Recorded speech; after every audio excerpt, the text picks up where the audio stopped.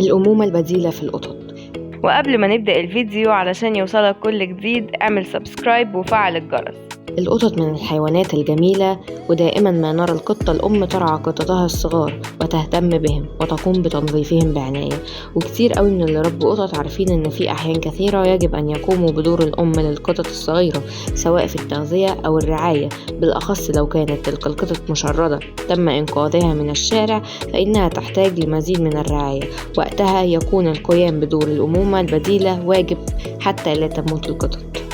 عند فقد الأم أو عند هجر الأم للقطط الصغيرة، سواء كلهم أو أفراد منهم، هيكون الاعتماد الكلي علينا في التغذية والرعاية لمدة 1.5 شهر من ولادته، ودي عملية بيطلق عليها الأمومة البديلة. والموضوع مش بس التغذية فقط، الموضوع بيبقى شامل التدفئة ومتابعة تفتيح العين والتنظيف والمساج على البطن بعد كل وجبة، عشان القط الصغير مش بيعمل إخراج لوحده، وكمان تدليك عضلات الجسم باستمرار لتقويتها.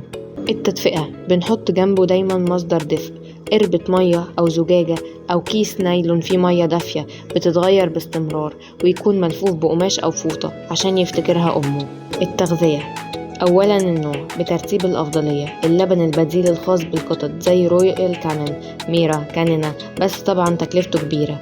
ألبان الأطفال البشري مع مراعاة إنه يكون خالي من اللاكتوز، هيرو لاكتوز فري، بيبي لاكتوز فري.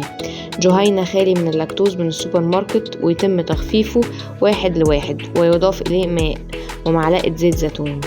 ثانيا التوقيت، بندي وجبة بحد أقصى كل 4 ساعات. ثالثا الكمية، بتزيد مع تقدم العمر وبتختلف من قط للتاني بمتوسط 30 سنتيمتر.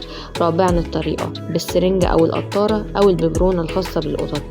خامسا الفطام، وبيبدأ من الأسبوع الخامس بإدخال الطعام سهل الهضم زي السريلاك وريري وهيرو البرطمانات أو البطاطس المهروسة مع قطع دجاج وقليل من الجزر مضروبين في الخلاط لدرجة قريبة من السيولة.